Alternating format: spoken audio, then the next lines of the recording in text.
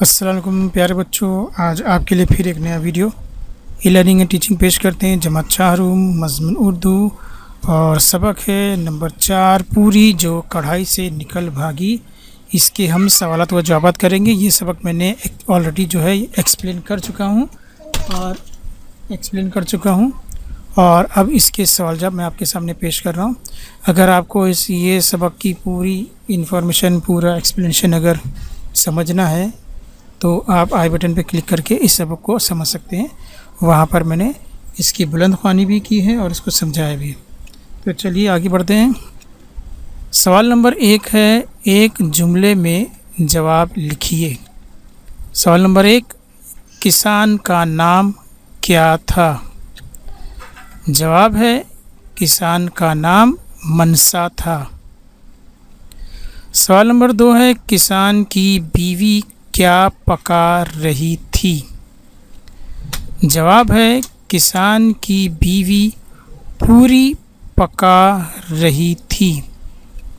سوال نمبر 3 ہے، باورچی خانے میں کون آیا؟ جواب ہے، باورچی خانے میں بدھو آیا۔ یہ بدھو ہے یا بدھو ہے کیونکہ یہاں زیر زبر کچھ نہیں ہے، اس لیے ہم اس کو بدھو بھی پڑھ سکتے ہیں اور بدھو بھی پڑھ سکتے ہیں۔ ٹھیک ہے، چلیے آگے بڑھتے ہیں۔ سوال نمبر 4 ہے، پوری گھر سے نکل کر کس طرف بھاگی؟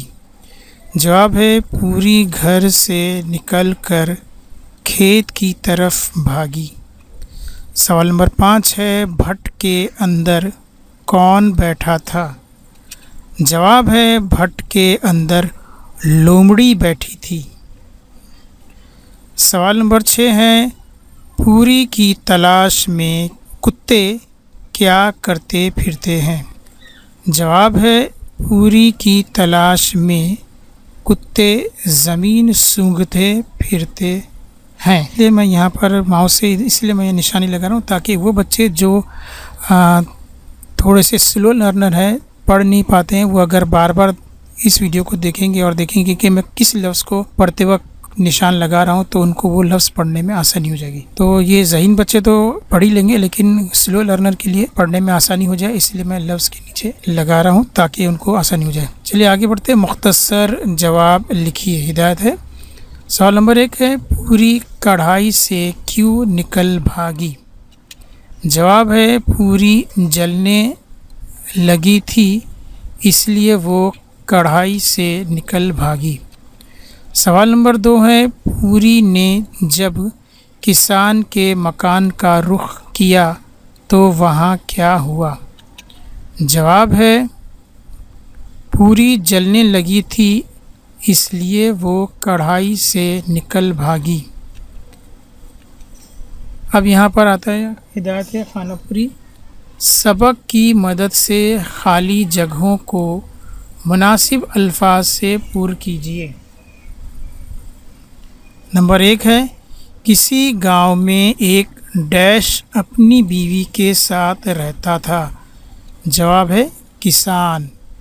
نمبر 2 ہے، منسا کے کھیتوں میں ڈیش کی فصل خوب ہوئی تھی، گیہوں۔ نمبر 3 ہے، کھیت سے نکل کر ڈیش کو ایک خرگوش ملا، پوری۔ کھیت سے نکل کر پوری کو ایک خرگوش ملا۔ نمبر 4 ہے، انہوں نے بھی ڈیش کیا کہ اس پوری کو چٹ کر لے، ارادہ۔ انہوں نے بھی ارادہ کیا کہ اس پوری کو چٹ کر لے۔ اب جملے کس نے کہے ہیں وہ ہم دیکھتے ہیں۔